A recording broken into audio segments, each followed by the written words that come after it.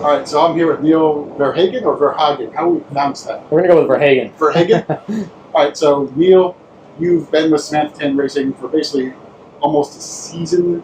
Because Still, I don't think it's almost a season yet. I think it's just getting to like the 3/4 of a season to a season. So I started in the middle of last year, just before the summer break, and then I finished off the season with them, obviously. But yeah, no, full season this year. So we're going to complete our first full year together in 2024. And I think we're leaving off basically where you guys, basically starting where you left off last season. So podium finishes again today. This is race 1 at Sonoma, so P2. And I think what's been amazing about watching you and Sam drive is no matter where you start, you just passing people like crazy.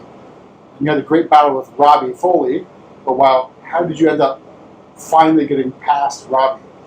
Yeah, I think you bring a great point there. It's definitely been something that's been our strong suit that we've worked on a lot. Is using the strong suit of the BMW, which is the long race pace, and having a strong race pace at the end. So as others' tires fall off, we start to find a little bit more than everybody else does, and it's not that because our car is one lap pace so much faster than everybody else that we're able to do this. It's just we're super consistent. The car's very easy to drive. You can do the whole stint without making many mistakes. And yeah, so that just allows you to put a lot of pressure on people when they start to struggle a little bit, and then when they start struggling, then they can make mistakes. And to be fair, I didn't really think I was going to be able to get by Robbie because Robbie is a driver that makes like no mistakes. He's very known to be very difficult to overtake because he's always pitch perfect everywhere. But he made a very uncharacteristic mistake into turn 3, and I was just able to get a run out of turn 3 going into turn 4, and I was able to make the overtake stick. So once I saw that door open, I knew I had to go for it with everything maximum. We raced each other very hard, but at the end very clean. So it was nice to be able to battle another BMW like that. And then then it was full push forward to attack the 2 Mercedes that were so fast in the beginning of the race that took like chunks out of everybody. So then it was just head down and push as much as possible.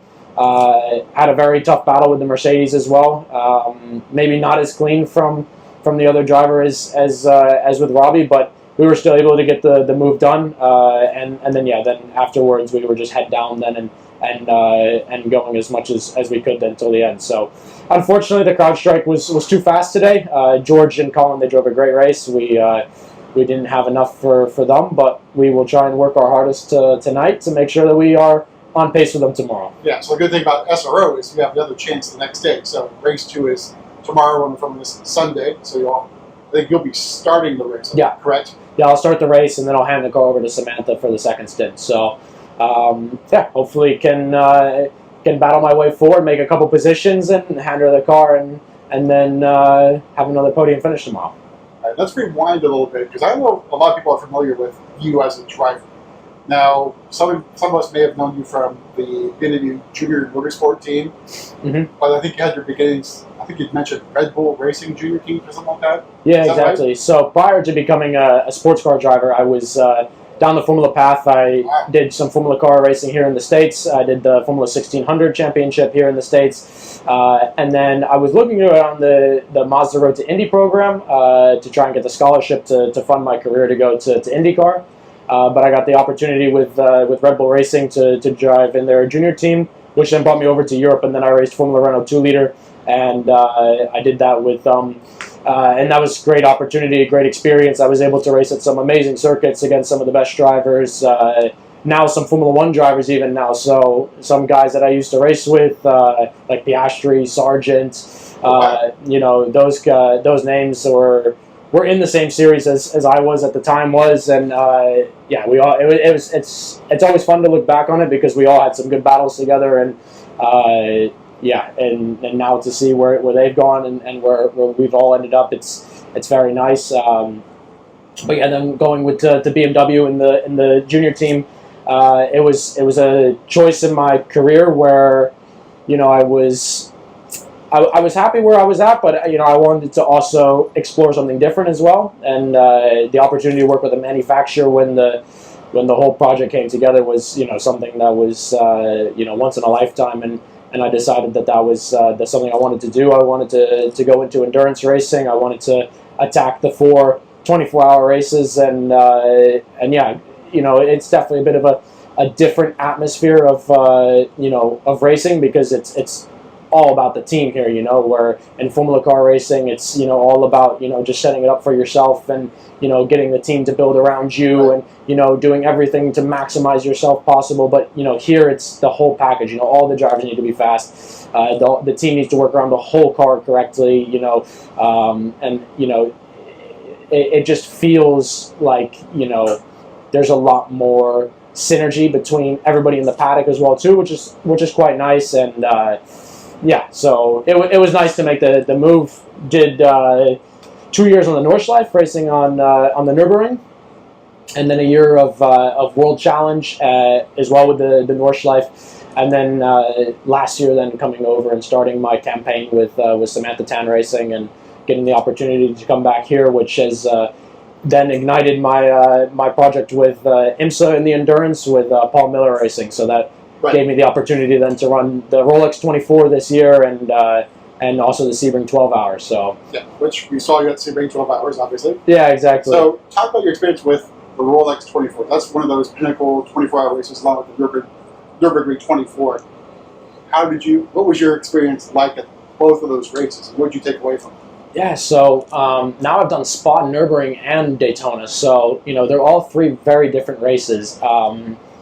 Nürburgring I've done the most, so, you know, for me, Nürburgring is the most difficult race on the planet. You know, there's no safety car, so every time or every second lost on track is a second lost. Like, there's no gaining that back. With the multi-class racing, you know, how tight it is, weather conditions, you know, just the speed that the GT3s take around the Nordschleife is unbelievable. And that, I think, is what makes that race so difficult. You know, there's so many variables that go into it that require you to, you have a perfect race.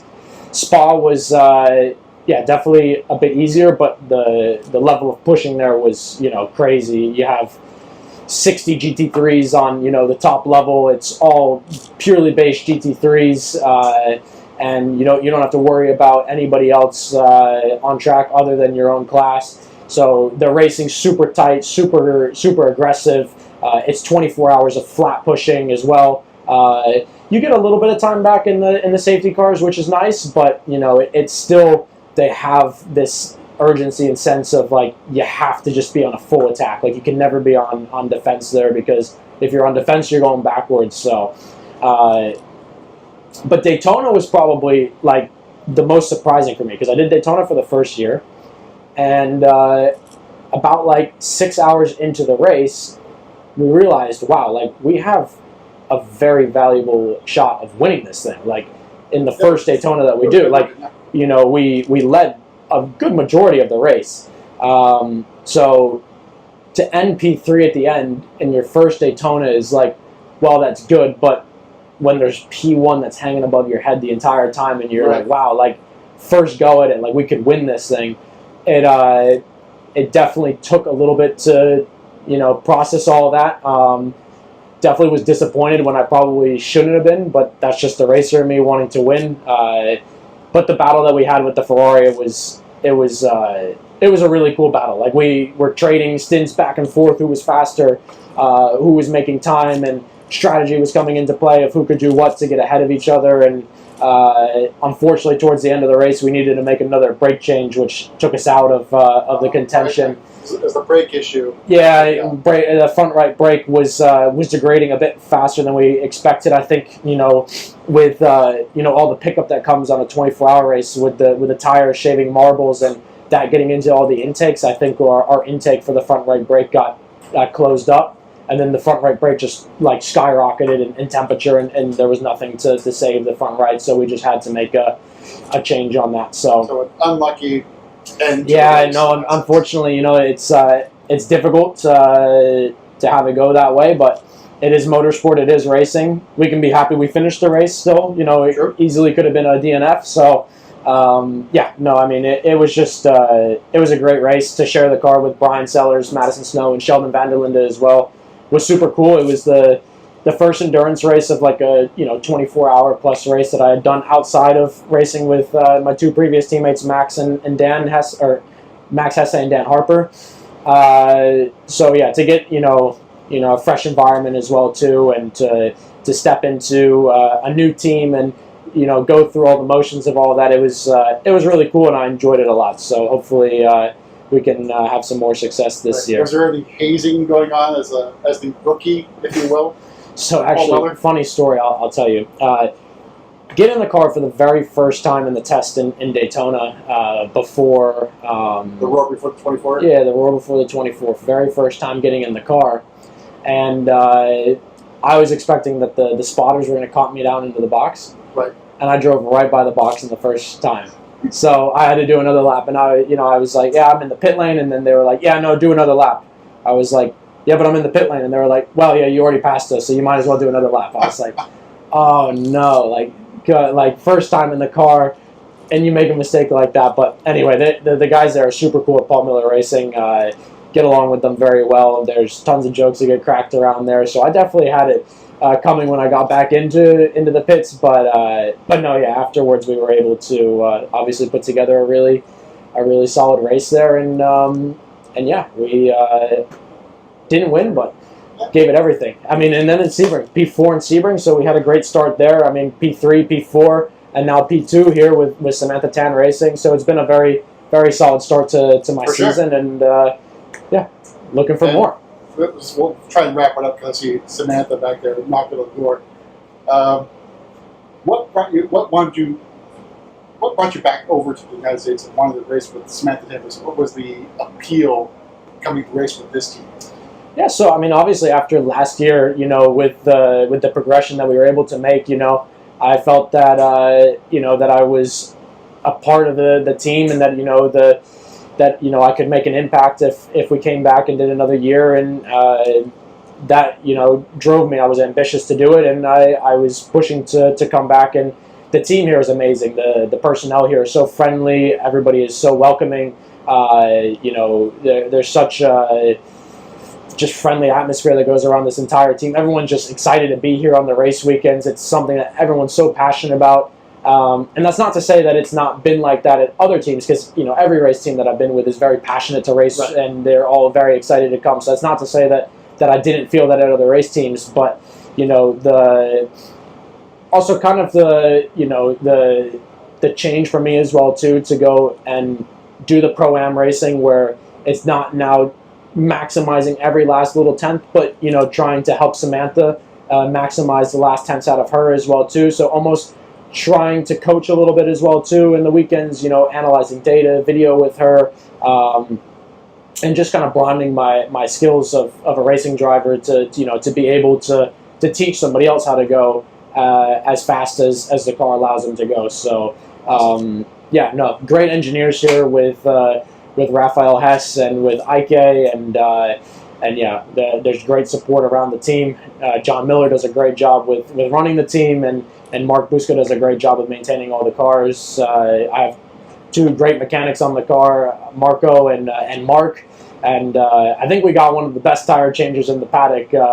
Robert he's so on it. Like he's a tank. He's a unit. So between, I mean, and I could just name everybody in the team. But I could go on and on. But there's so many people that are very good at what they do here, and yeah, it's a big team effort here, and yeah, that's I think how we've been pumping out the results. All right, so we'll end it with this.